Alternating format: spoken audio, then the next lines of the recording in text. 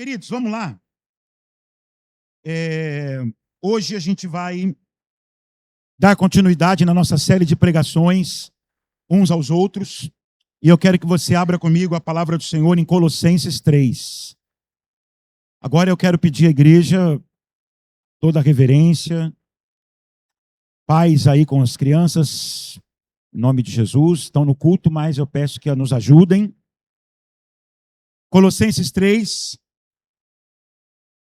À medida que você for encontrando, vai ficando de pé, para a gente poder ler o texto bíblico junto.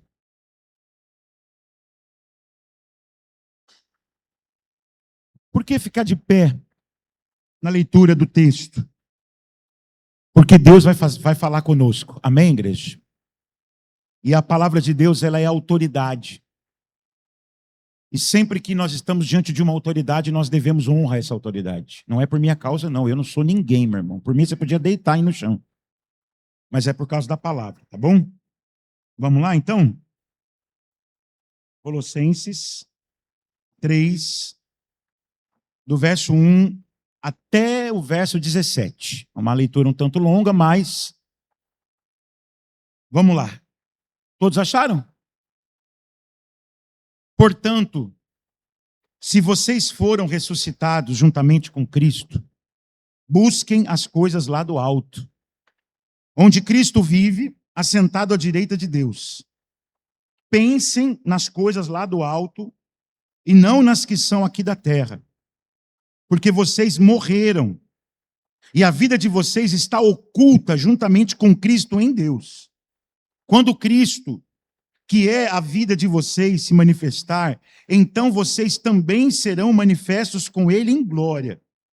Portanto, façam morrer tudo o que pertence à natureza terrena: imoralidade sexual, impureza, paixões, maus desejos e a avareza, que é idolatria. Por causa destas coisas é que vem a ira de Deus sobre os filhos da desobediência. Vocês também andaram nessas mesmas coisas no passado, quando viviam nelas.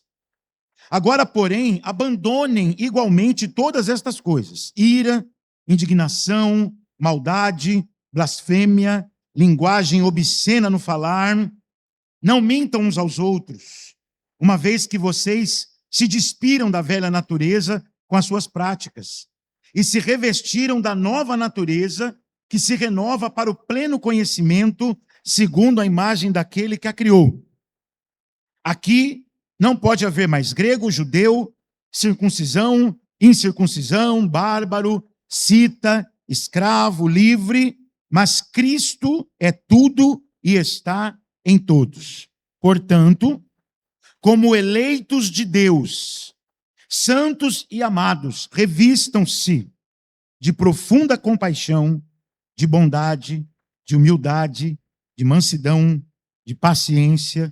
Suportem-se uns aos outros e perdoem-se mutuamente, caso alguém tenha motivo de queixa contra outra pessoa. Assim como o Senhor perdoou vocês, perdoem também uns aos outros. Acima de tudo, porém, esteja o amor, que é o vínculo da perfeição, que a paz de Cristo seja o árbitro no coração de vocês, pois foi para essa paz que vocês foram chamados em um só corpo, e sejam agradecidos. Que a palavra de Cristo habite ricamente em vocês.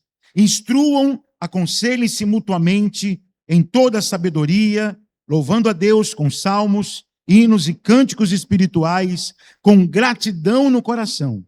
E tudo o que fizerem, seja em palavra, seja em ação, façam tudo em nome do Senhor Jesus, dando por ele graças a Deus Pai. Amém, meus queridos? Amados, olha aqui o verso 12. Vamos dar uma olhadinha de novo nele. Portanto, isso aqui é uma exortação, é um imperativo, tá? Como eleitos de Deus, santos e amados, revistam-se, vistam-se, tomem essa vestimenta de profunda compaixão, de bondade, de humildade, de mansidão, de paciência. Suportem-se uns aos outros e perdoem-se mutuamente. Amém, meus irmãos? Mais um desafio, né? Como o Vinícius falou na oração, o pastor está tenso. E a gente fica, né, irmãos? Porque essa mensagem, essa série de pregações, ela tá, eu não sei em você, mas em mim, ela está mexendo com bastante coisa. E graças a Deus por isso, louvado seja o Senhor. E eu espero que também seja na sua vida, em nome de Jesus. Vamos orar? Curva a sua cabeça no seu lugar e peça ao Senhor que venha ministrar a sua vida. Aí agora fale a Deus: Deus, eu preciso ouvir tua voz. Eu cheguei aqui nessa manhã para ouvir a sua voz. Fala comigo, porque eu sou a tua ovelha e eu preciso te ouvir. Deus, ouve a oração do teu povo, o teu rebanho, a tua igreja, as tuas ovelhas. Elas oram e eu oro, porque eu não sou melhor do que elas, Senhor. Eu preciso também ouvir tua voz. Eu preciso ser portador da tua voz agora. Então, que a tua igreja te ouça através dessa palavra e o teu nome seja glorificado na vida do teu povo. É o que nós oramos em nome de Jesus. E a igreja diz: pode sentar, irmãos.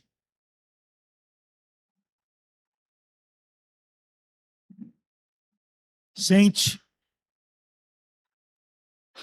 Eu queria começar, como sempre, promovendo algumas perguntas. Eu gosto de fazer com que a igreja pense e não somente me ouça.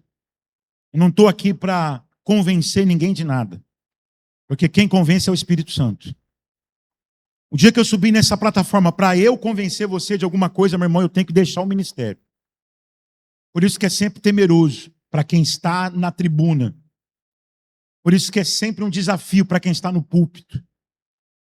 Porque ele, ao mesmo tempo, tem uma responsabilidade, mas ele sabe que não pode nada. Então, eu sei que eu não posso te convencer de nada. Por isso, eu peço que Deus fale o seu coração. E eu quero que você reflita, eu não quero que você apenas me ouça, mas que você pense. E eu queria que você pensasse o seguinte: meu irmão, quando você tem um compromisso, você tem uma entrevista de emprego, vamos colocar assim. Qual é a sua preocupação? Você vai fazer a entrevista de emprego da sua vida. Aquela vaga que você tanto lutou, que você se capacitou, que você estudou, chegou a hora. O cara te ligou, falou assim: ó, tal dia, tal hora, você tem que estar aqui. Eu acredito que uma das suas preocupações não é somente com o que você vai falar, também. Mas é se colocar, é se apresentar adequadamente. Sim ou não? Estão entendendo? Não é apenas o que você vai falar. Porque há um ditado popular que diz que a primeira impressão... Então você pode ter uma eloquência, pode falar muito bem, mas se você não se colocar adequadamente, chegar lá de qualquer jeito. Eu sei que o carioca, para ele, a havaiana é em toda ocasião, literalmente. Não é isso? E não estou os criticando, não. Eu adoro isso. Poder ir para o shopping de havaiana.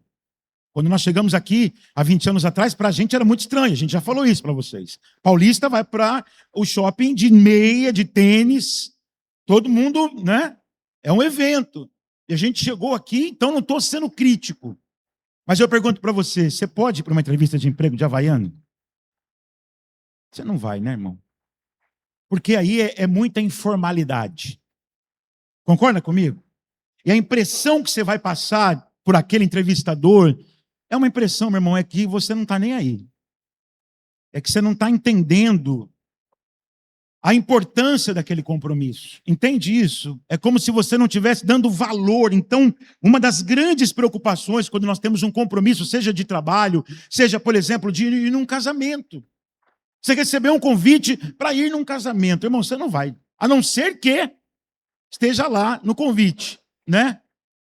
Low profile. Então, você vai, amém, assim, bem despojado, não é isso? Mas, em geral, somente as mulheres, né? Vai procurar um vestido bonito, vai procurar um sapato bonito, vai marcar um cabelo, vai... Porque quer passar uma boa impressão. Então, com que roupa eu vou? Tem entrevista, com que roupa eu vou? Tem o casamento, com que roupa eu vou? Então, compromissos geralmente exigem isso de nós, porque nós queremos passar uma boa impressão. Quando nós queremos fazer isso, a gente procura se vestir com a melhor roupa que a gente tem. É verdade ou não é?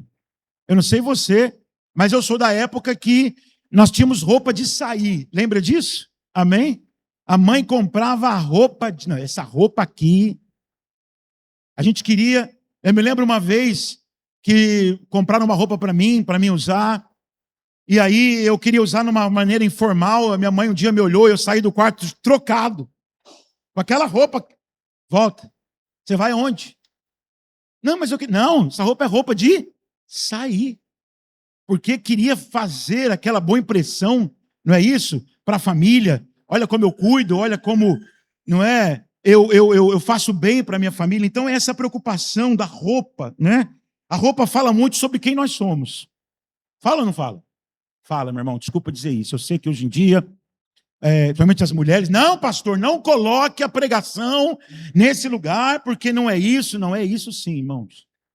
A roupa fala muito sobre quem nós somos. Ela é uma forma de expressar a nossa personalidade.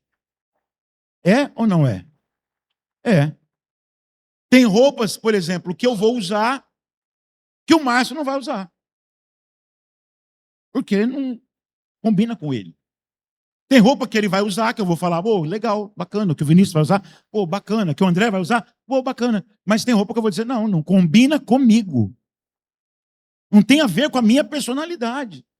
Então a roupa, ela passa isso, né? Nós não queremos passar a impressão errada. Nós não queremos chegar ali de qualquer jeito.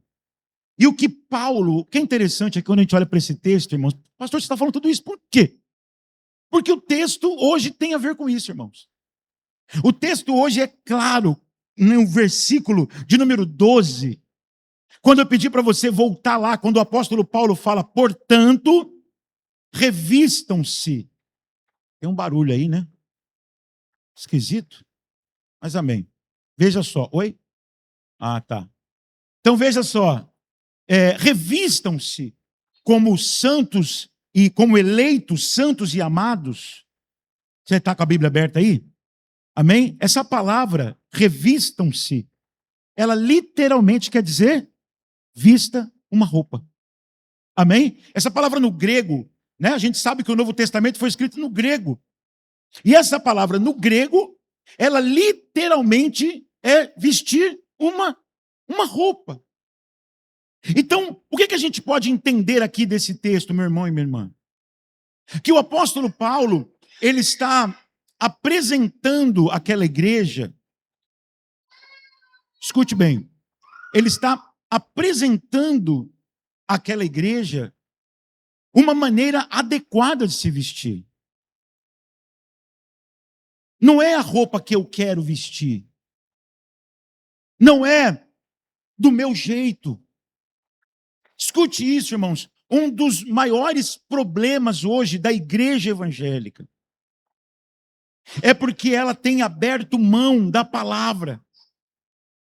Ela tem aberto mão do texto bíblico para agradar o gosto das pessoas. Porque o evangelho, queridos, escute bem, o evangelho, ele é uma boa notícia de que Jesus veio nos salvar. Mas ao mesmo tempo que ele é uma boa notícia, essa boa notícia nos humilha. Nos humilha e nos coloca numa situação de totalmente dependente. Você não pode fazer nada para se salvar. Não há nenhuma obra que você faça, como a gente viu aqui na Escola Bíblica Dominical. É Deus salvando o homem. Então a mensagem do Evangelho, ao mesmo tempo que é uma mensagem maravilhosa, é uma mensagem que faz a gente olhar para a gente e dizer, eu não tenho capacidade. Porque, queridos, quando a gente olha para esse texto está cheio de desafios. Quando o apóstolo Paulo diz, olha, vocês têm que abandonar a ira, a indignação, a maldade, a blasfêmia. Olha, vocês têm que se revestir como eleitos de Deus, a roupa correta. Domingo passado eu falei sobre isso, sobre o modo digno de viver. E o que eu quero que você entenda e compreenda é uma coisa, irmãos. Se para um compromisso importante a roupa é uma preocupação para você, se para um compromisso importante que você tenha, você fica preocupado com a roupa, você deveria também, meu irmão e minha irmã, estar preocupado com a roupa que você está vestindo a cada dia, porque você não tem um compromisso com Jesus, você tem uma aliança com Jesus Cristo. Se um compromisso com um homem te faz ficar preocupado, se um compromisso com um homem, uma empresa, uma família que você vai no casamento, você não quer chegar naquele casamento de qualquer jeito, porque chegar naquele casamento de qualquer jeito significa que você não está respeitando aquela família, que pagou por aquele buffet, que está fazendo o melhor. Então você quer de qualquer forma honrar aquele convite, você quer honrar aquela entrevista. Por que, meu irmão, então, nós não temos esse mesmo zelo pelo Evangelho? Por que nós não temos também essa mesma preocupação? Por que essa preocupação não nos enche o coração diariamente? Que impressão eu estou passando? Queridos, deixa eu te dizer uma coisa. É uma mentira cultural. Deus deu a vida para cada um, para que cada um cuide da sua. Meu irmão, para com isso. Para com isso, sabe por quê? Porque nós fomos chamados, nós fomos escolhidos em Cristo Jesus para sermos o seu reflexo. Como eu falei para você, se a sua roupa fala sobre quem você é, eu quero dizer para você que a sua vida, a sua conduta no seu dia a dia também está refletindo quem é o Senhor da sua vida. Entenderam isso, queridos? E nós precisamos olhar para esse texto hoje, e nós vamos olhar para ele entendendo algumas coisas. Não quero aqui dizer para você, faça isso e tudo vai se resolver na sua vida. Não, não é assim, irmãos. O que nós queremos nessa manhã entender através dessa palavra é o que Paulo está falando. O que Paulo está dizendo àquela igreja é, agora como povo de Deus. O que o versículo 1, Paulo começa a falar? Paulo diz assim, olha só. Presta atenção aqui, Colossenses. Vocês já morreram para essa vida aí do mundo. Amém, igreja?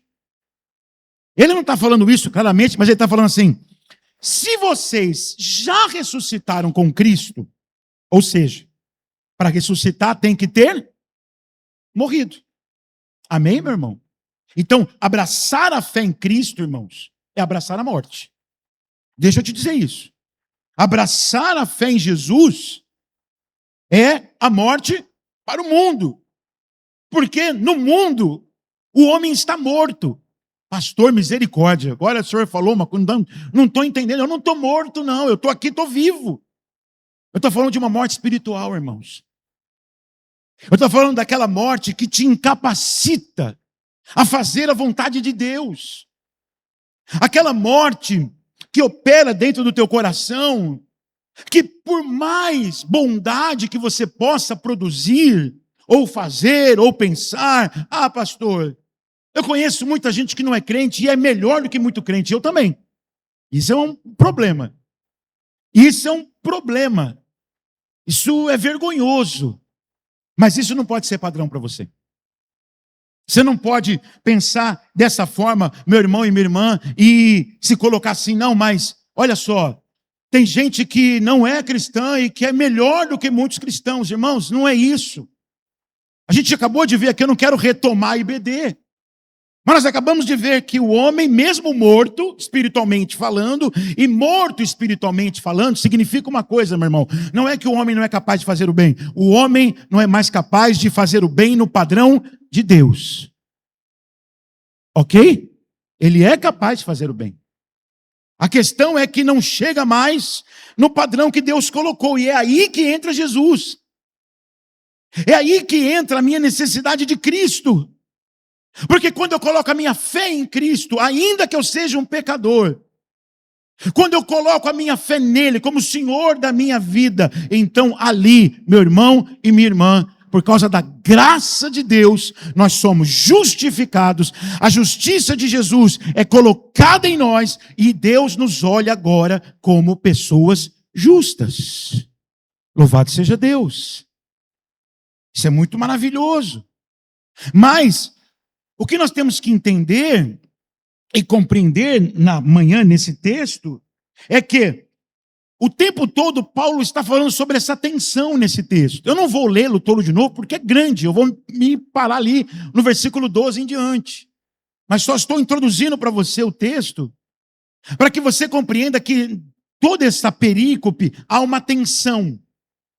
Paulo está dizendo àquela igreja: ei, vocês morreram para o mundo.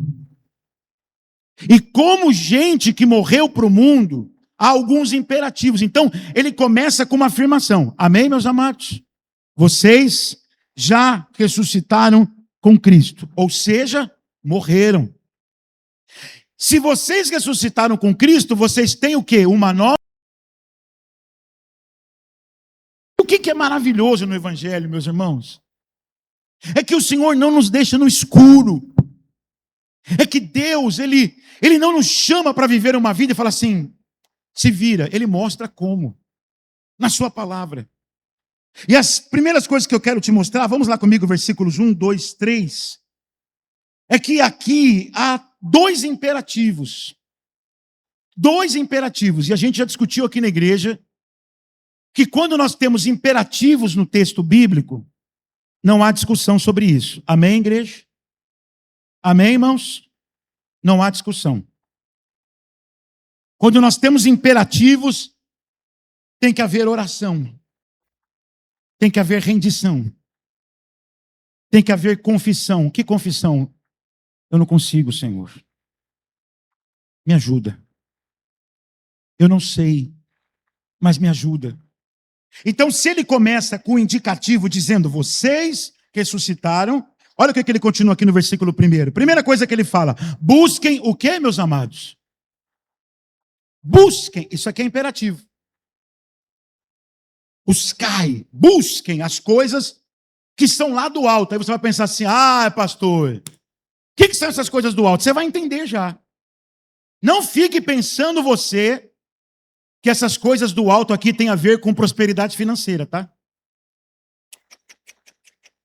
Não fique pensando você que essas coisas aqui do alto é sucesso na carreira, que essas coisas aqui do alto é a conquista de todas as coisas que você deseja. Não, você vai entender pelo contexto, a gente vai chegar lá. Então, a primeira coisa é, busquem agora, queridos, não é aquela busca desinteressada.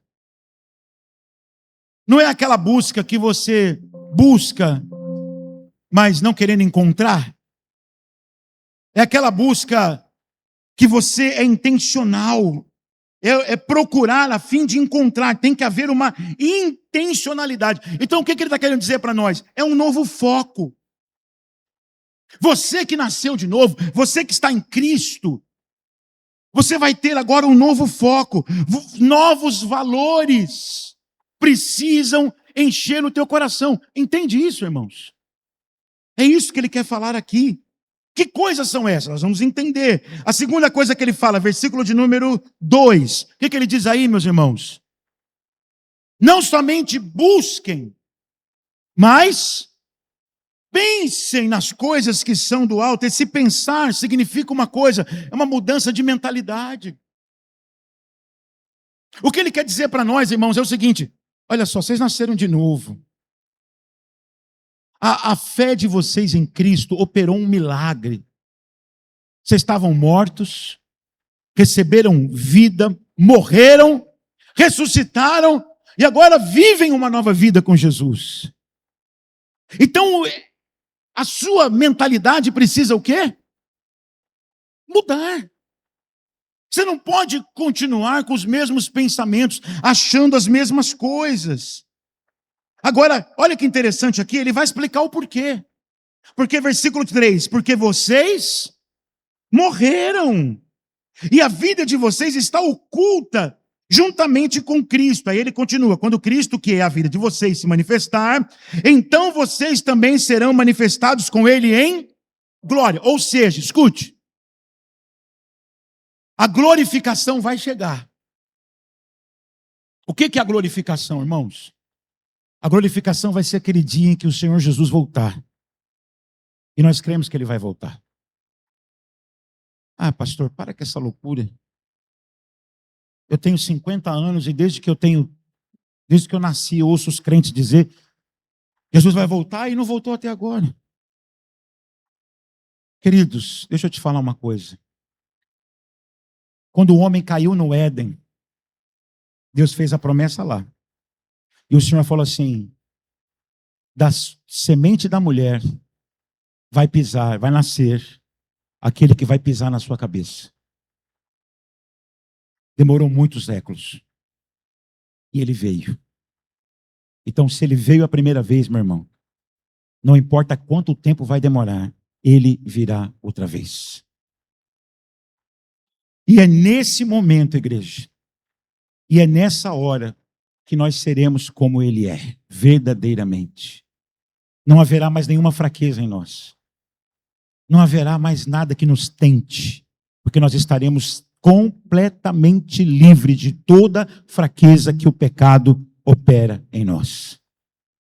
Então esse momento ele vai chegar. Mas agora não é porque não chegou que nós vamos viver nossa vida de qualquer forma, com qualquer roupa. Entende isso? Amém, igreja? Porque nós já estamos numa aliança. Eu queria que você prestasse atenção nisso. Quando eu fiquei pensando qual metáfora usar para essa pregação, não me veio nada melhor do que essa questão da roupa. Se você tem zelo, preocupação de se colocar diante de um entrevistador, de alguém bem vestido, querido, quanto mais diante do teu Salvador. Você não pode sair por aí com a roupa do dia a dia, não. Versículo de número 5, aqui vem um outro imperativo. O imperativo de Paulo é agora, portanto, façam morrer. E aqui cabe aquela explicação que o Oscar colocou na IBD. A santificação. Na salvação nós não cooperamos com nada. Deus nos salva totalmente pela sua graça. Mas na santificação, o Senhor nos libertou de todo o poder das trevas e Ele coloca em nosso coração tanto o querer quanto o realizar. Então, mas você veja bem, queridos, a nossa santificação, apesar dela ser operada pelo Espírito Santo, e santificação aqui não é ficar perfeito não, irmãos. Esquece isso. Santificação não é se tornar uma pessoa perfeita, porque nós temos um conceito sobre santos. São pessoas que viveram uma vida, queridos, todas essas pessoas que talvez nós tenhamos como pessoas, pecaram. Todas elas. Porque o texto bíblico diz, porque todos pecaram e estão destituídos da glória de Deus. Apesar de não agora conseguirmos viver uma vida perfeita, como assim deveríamos viver, a gente pode ir muito longe, com a ajuda do Espírito Santo de Deus. Mas também com a nossa participação, igreja. Veja o que Paulo está dizendo. Portanto, façam morrer. Escute, preste atenção. Faça você. Você, olha só. Queridos, a gente gosta muito de parar em Romanos 7. E quando a gente para em Romanos 7, não há para nós esperança. Em que sentido? Quando Paulo fala assim, miserável homem que sou. Quem me livrará do corpo dessa morte? Porque o bem que eu quero fazer, esse eu não faço, mas o mal que eu não quero, se a gente parar e acabou. Nós não estamos em Romanos 7. Romanos 7 é a constatação da nossa falência. Nós queremos fazer o bem, mas não conseguimos fazer o bem. Mas nós estamos em Romanos 8. Portanto, agora, em Cristo, nenhuma condenação há para os que estão em Cristo Jesus, que não andam mais segundo a carne, mas sim pelo Espírito, porque a lei do Espírito e da vida nos libertou da lei do pecado e da morte. Aleluias! Vocês entenderam isso, meus irmãos? Isso é para a gente se alegrar. Porque a gente hoje, quando a gente olha para o texto e fala assim, façam morrer, olha só o que ele fala aqui, tudo que pertence à natureza terrena. E aí ele vai elencar algumas coisas, e eu vou te explicar por que ele está elencando isso aqui. Quando ele fala imoralidade sexual, por impureza, paixões, maus desejos, avareza, escute. A cidade de Colossos, irmãos, era uma cidade muito grande para a época. Só que era uma cidade tomada pelo pluralismo religioso. Entende isso? Era deuses para tudo quanto é lado. Todo mundo adorava alguma coisa. E eu quero dizer para você que, infelizmente, esses cultos, naquela época, irmãos, muitos deles eram cultos aonde se terminava com muita imoralidade. Amém? Muita imoralidade. Porque as pessoas iam bebendo nesses cultos, as pessoas iam perdendo o sentido e as pessoas iam se entregando à igreja.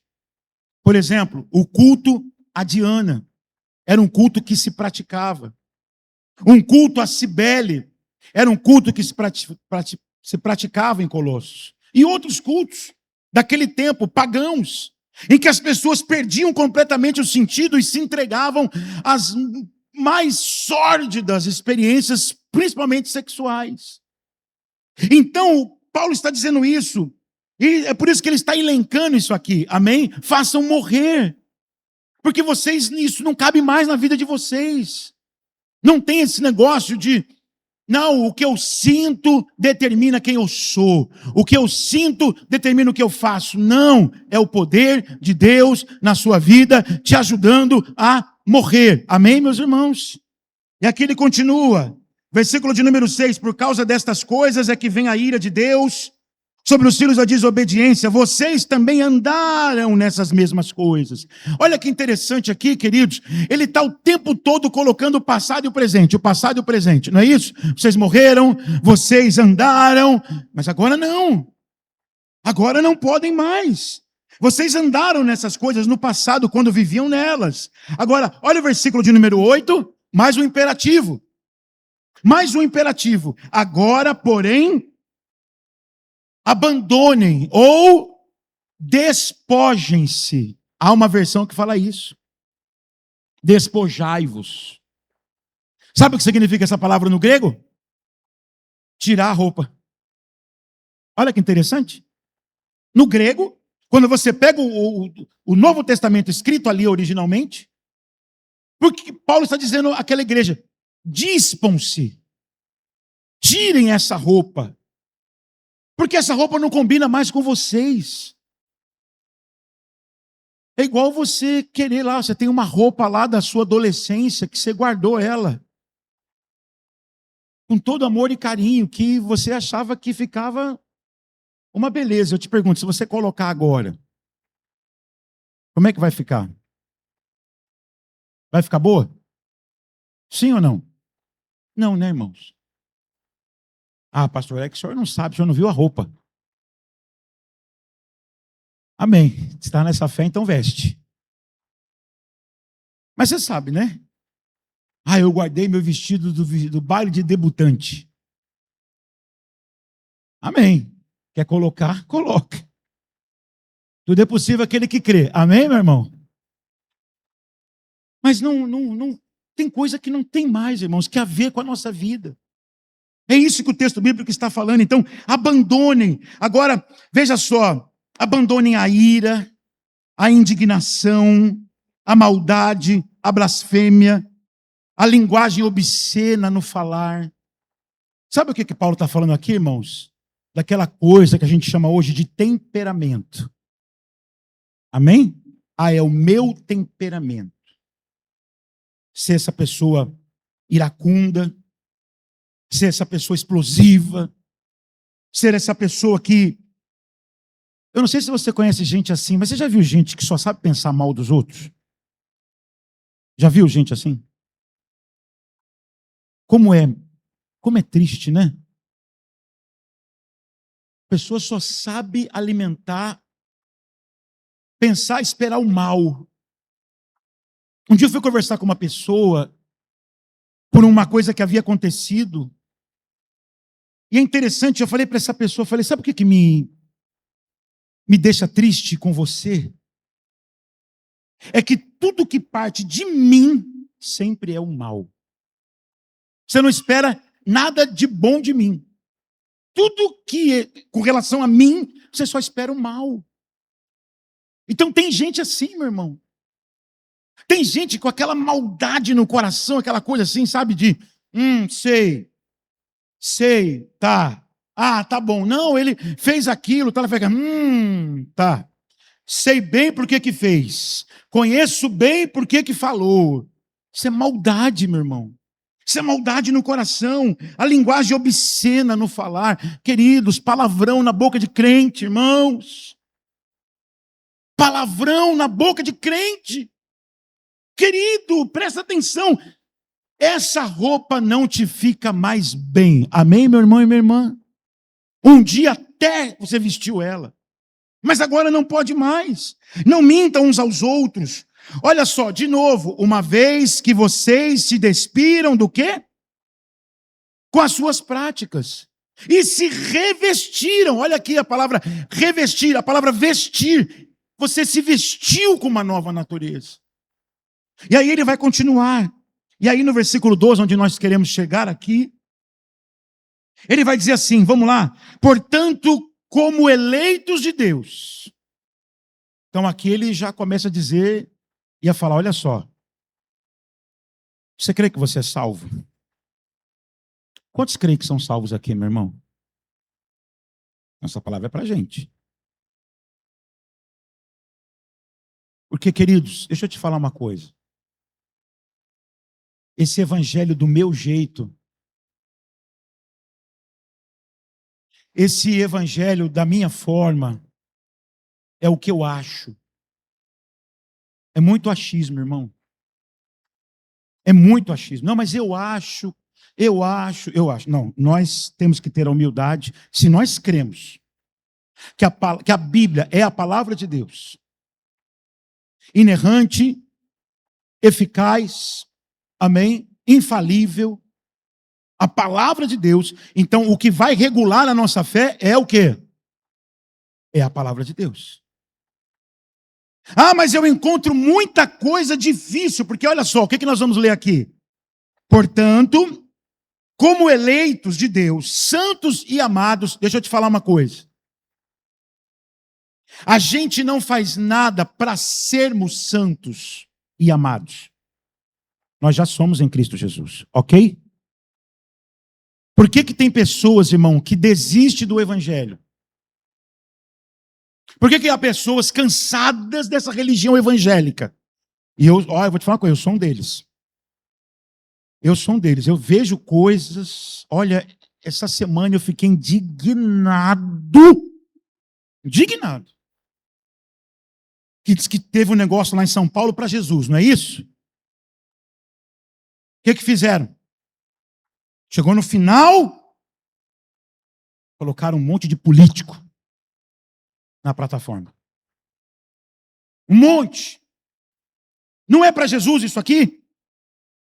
Se é para Jesus, não profane o que é para ele. Não queira se meter na fé e na política e na ideologia de ninguém, porque Jesus não veio para estabelecer uma ideologia. Eu fiquei indignado, irmãos, e eu coloquei no meu Instagram lá, falei, olha, pena que hoje falta um bom azorrague na mão de Jesus, para meter no lombo desses vendilhões do templo. Então, tem coisas que me indignam na dimensão evangélica, irmãos. E uma coisa que me indigna na região evangélica é esse peso que se coloca sobre as pessoas. Você tem que ser assim. Você tem que ser assim. E a gente se vê, meu irmão, num desafio. Porque olha só essa lista aqui. Revistam-se de quê? Profunda compaixão. Que mais? Que mais? Que mais? Que mais? Querido, deixa eu te falar uma coisa. Dessa lista aqui, tem coisas que para você, talvez você fala assim, estou no lucro. Mas também deve ter coisa que você falou assim, eu sei. Eu sei o que para mim aqui pega. Eu já olhei aqui. Mas você está entendendo que o texto é revistam-se, ou seja, é uma atitude sua? Quem entende isso aqui, diga amém. Deixa eu te falar uma coisa, irmãos. A passividade, ela pode parecer piedade em alguns momentos. Como assim? Você olha para essa lista aqui de coisas. Profunda compaixão, bondade, humildade, mansidão e paciência. Algumas para você, amém, sou paciente, sou humilde. Se você já falou que precisa repensar. Amém? Como aquele ditado, antes eu era convencida, agora que eu sou modesta, eu sou perfeita. Amém, igreja? Não tem isso? Né? Então tem que tomar cuidado.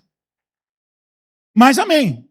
E humildade aqui não tem a ver com aquilo que eu já expliquei para vocês, de morar numa casinha muito humildezinha, não tem nada a ver com isso. Humildade é você saber quem você é e que você não é melhor do que ninguém. Que você não é maior do que ninguém, que seu dinheiro não te torna melhor do que ninguém, que a sua cultura não te torna melhor do que ninguém, porque está todo mundo no mesmo nível, meu irmão e minha irmã.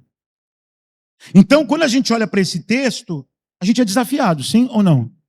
Mas qual que é o problema? Olhar para esse texto e falar assim, tá bom, então eu tenho que ser isso aqui. Oh, Senhor, eu preciso ser. Ajudai-me.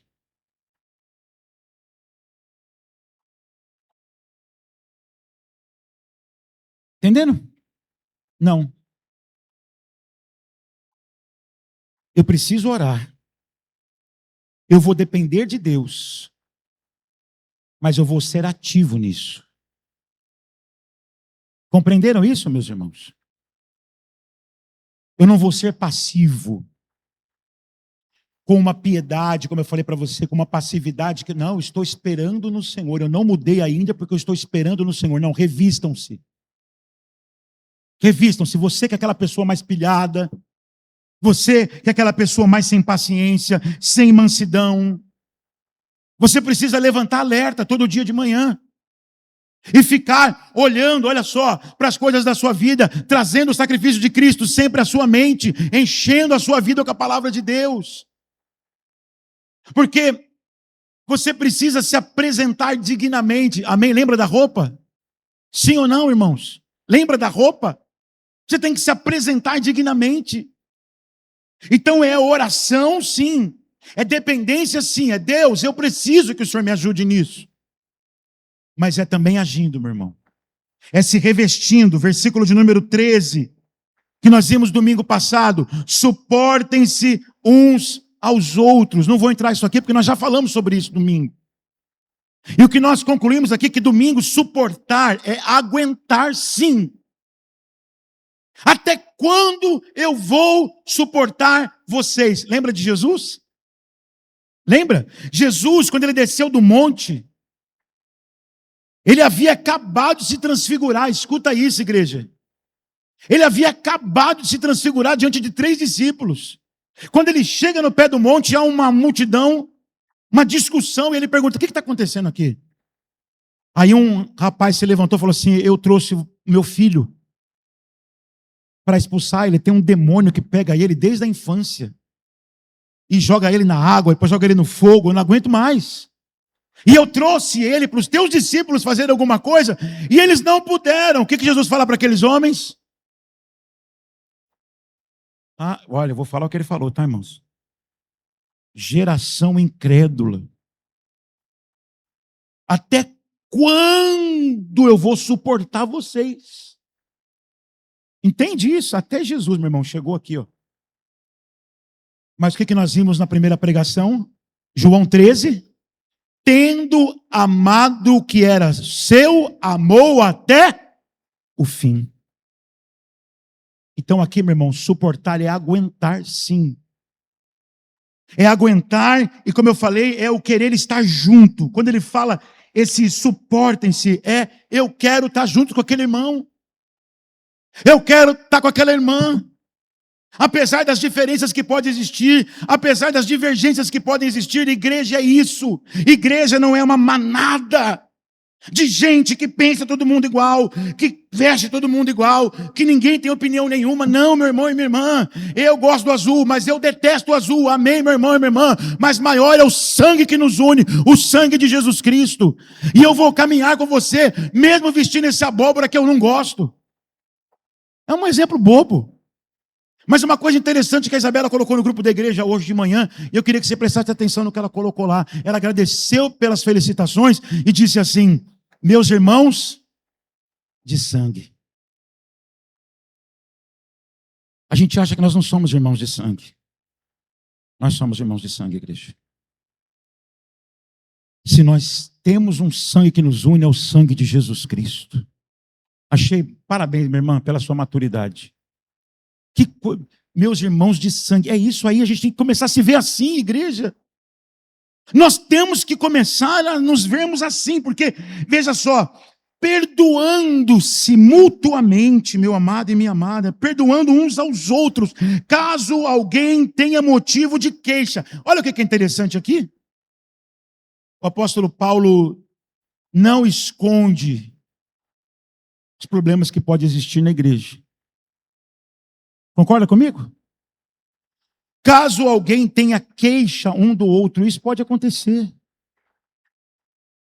Igreja não é lugar onde não há tensões, onde não há desafios. Mas o texto bíblico diz para nós que quando acontecer isso, o caminho é o perdão. Deixa eu te falar uma coisa, irmãos. Perdoem-se e novamente, vamos ler o texto todo, por favor, no versículo de número 13. Suportem-se uns aos outros, perdoem-se mutuamente, caso alguém tenha o quê? Agora, qual é o padrão do perdão? Olha o assim como de novo aí. Olha o assim como de novo aí, igreja. Não é como você quer. O perdão não é como você acha que tem que ser. O perdão está no padrão de Cristo. A régua alta de novo, irmãos. E sabe o que é perdoar, igreja? Isso aqui é um desafio, irmãos.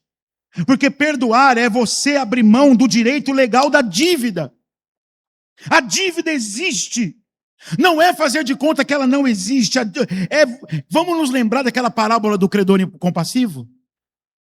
O rei foi fazer contas, não é isso?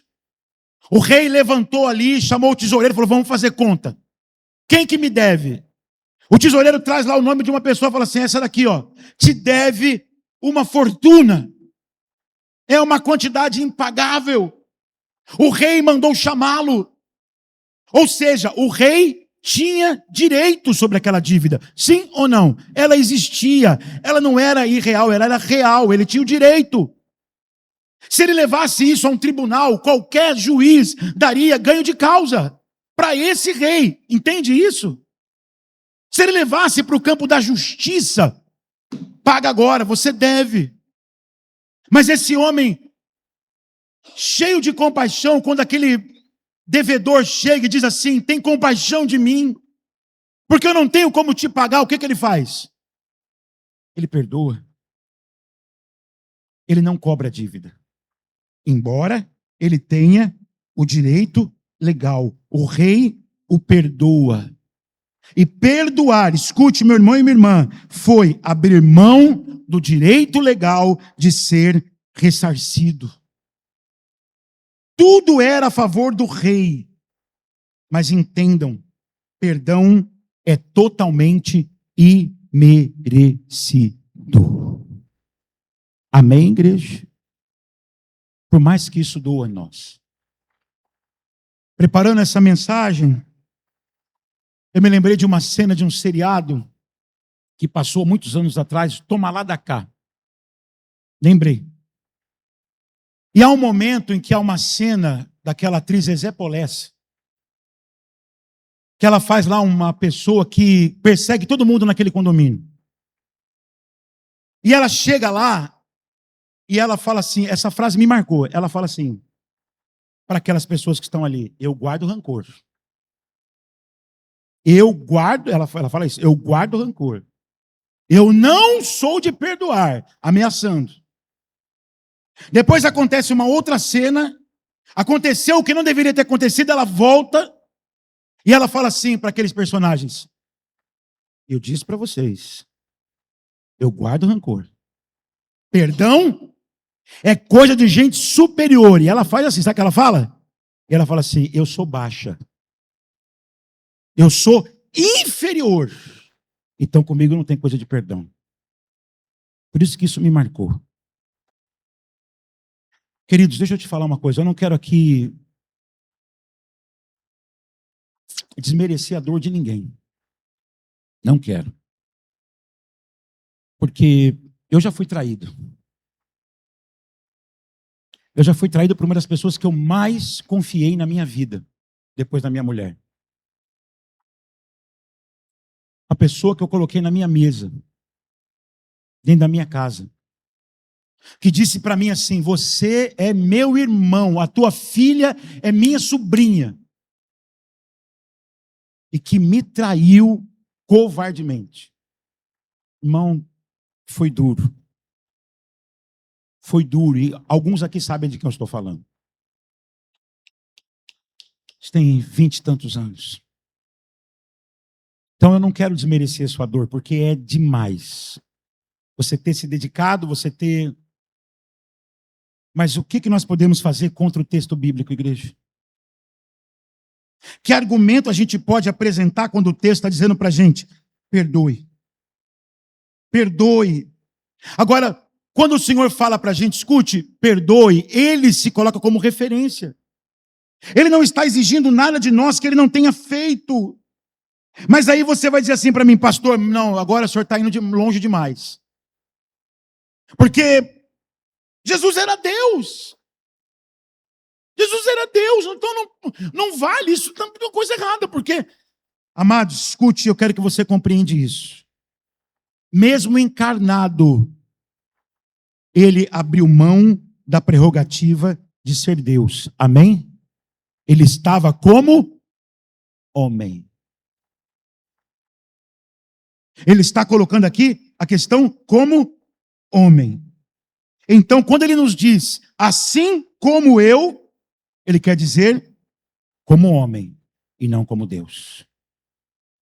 Então, o que nós temos que fazer, igreja? É orar, meu irmão. É orar, porque talvez a gente vai ter queixa uns com os outros nessa caminhada. Eu vou fazer coisas que talvez vai te desagradar, vou falar coisas que vai te desagradar. Você vai fazer coisas que vai me desagradar, vai falar coisas que vai me desagradar, mas aí o que eu posso fazer, meu irmão e minha irmã? Ou mudar de igreja. Vou mudar de igreja. Eu não posso. Amém, igreja? Eu não tenho como. Mas a questão toda é que o que nós podemos fazer contra o texto bíblico? O texto bíblico está dizendo para nós: perdoem-se. Amados, esse é um dos reflexos mais profundos do evangelho na vida da comunidade. Amém, igreja? O perdão. Não é só o amor, não, meu irmão.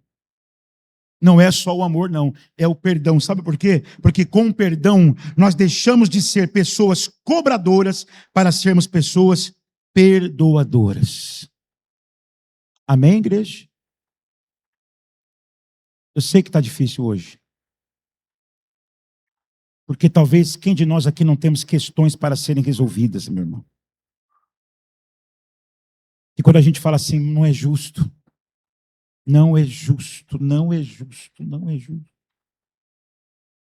E você não quer largar isso. Você está segurando isso, porque não é justo, não é justo, não é justo. Eu te pergunto, aonde isso tem te levado? Aonde é que se agarrar com essa justiça está te trazendo até hoje? Talvez até te afastando do Senhor. Talvez até se afastando do Senhor. Então, em nome de Jesus, Em nome de Jesus. E lembre-se de uma coisa: Deus não agiu com você com a mesma justiça. Você também entristeceu o coração de Deus. Você era inimigo de Deus e Ele te salvou mesmo assim. E Ele te perdoou também. Então eu quero ir terminando essa mensagem, irmãos, mostrando para nós um caminho possível para isso. Sabe quando é que é possível? Vamos comigo lá, versículos 15, 16 e 17, para a gente fechar o sermão dessa manhã. Quando é que é possível, então, nós vivemos esse nível de perdão? Versículo de número 15. Que a paz de Cristo seja o árbitro no coração de vocês, pois foi para essa paz que vocês foram chamados em um só corpo, e sejam agradecidos. Escute. Lembra que eu falei domingo sobre ter paz e ter razão? Quem lembra disso? É a mesma coisa aqui.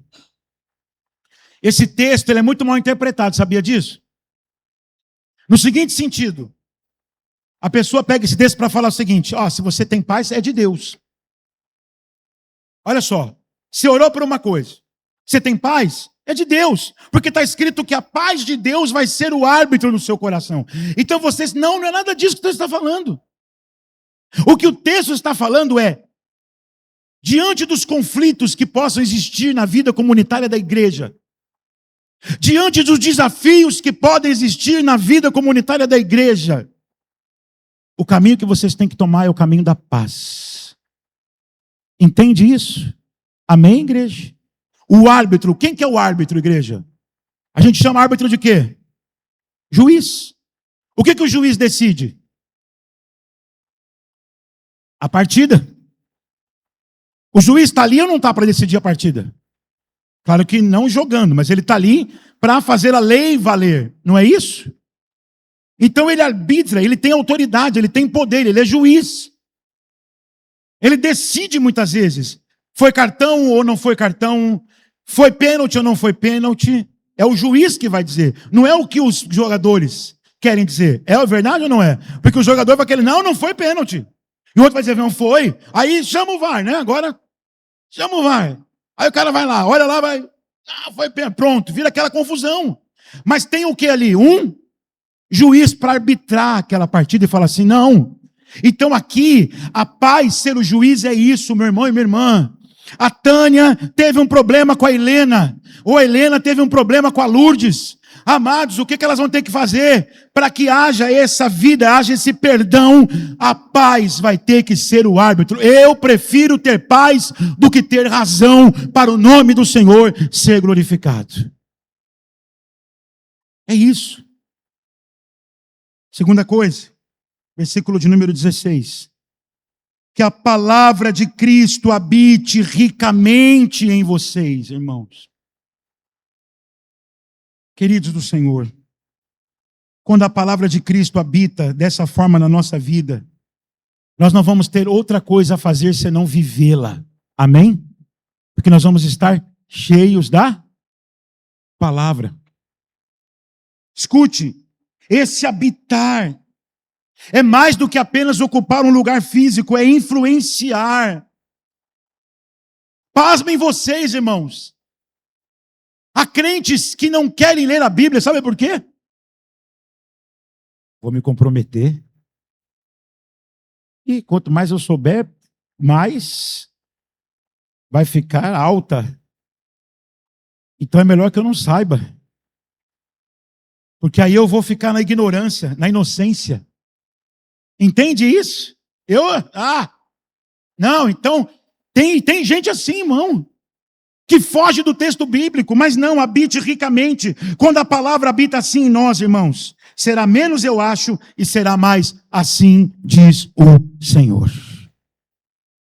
Eu termino aqui no versículo 17. Isso é muito sério. Porque aí Paulo vai jogar mesmo assim a coisa num sentido que não tem para onde a gente fugir, a não ser oração.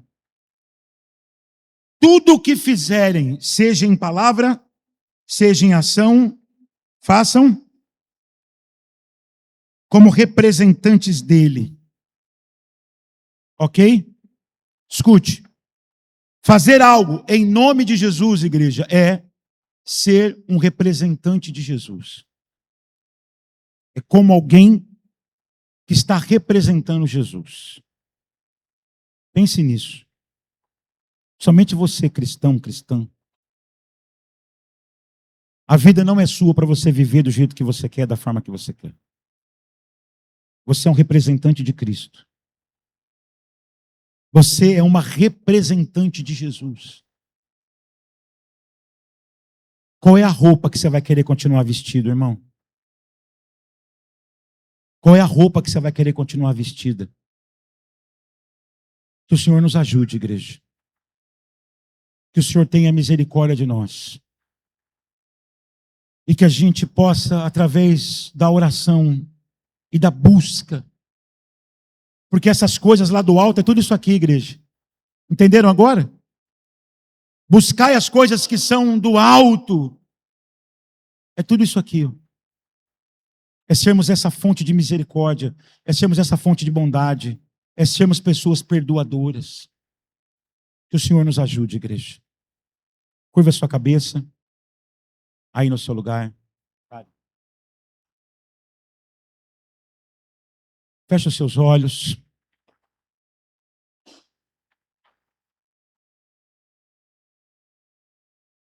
E vamos orar nessa manhã. Vamos orar, pedindo ao Senhor que tenha misericórdia de nós. Que nos ajude, igreja, a sermos essa comunidade que suporta e que perdoa. Senhor Jesus, nós como teu povo, nessa manhã nós queremos te louvar e te exaltar, Senhor.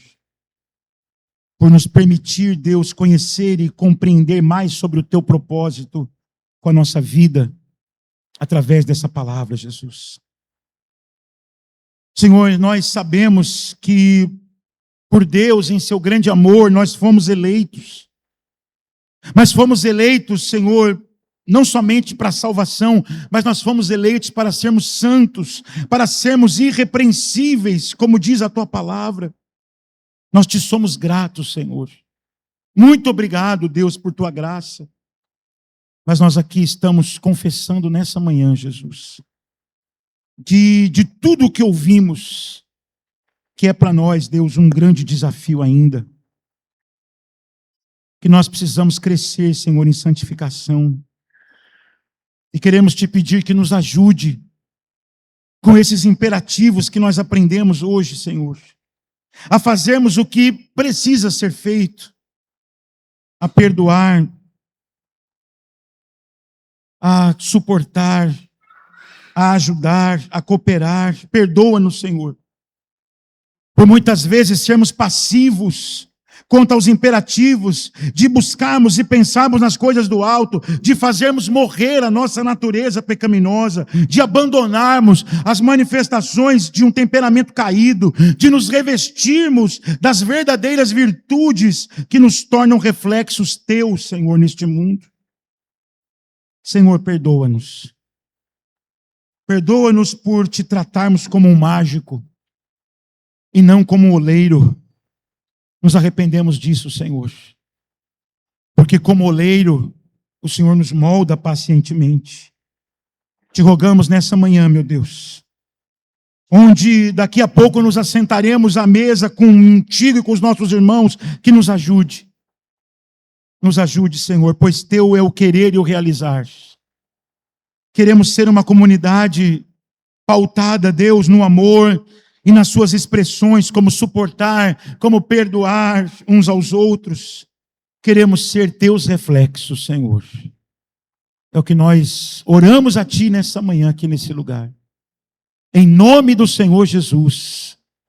E toda a igreja diz: muito bem, meus irmãos, nós vamos agora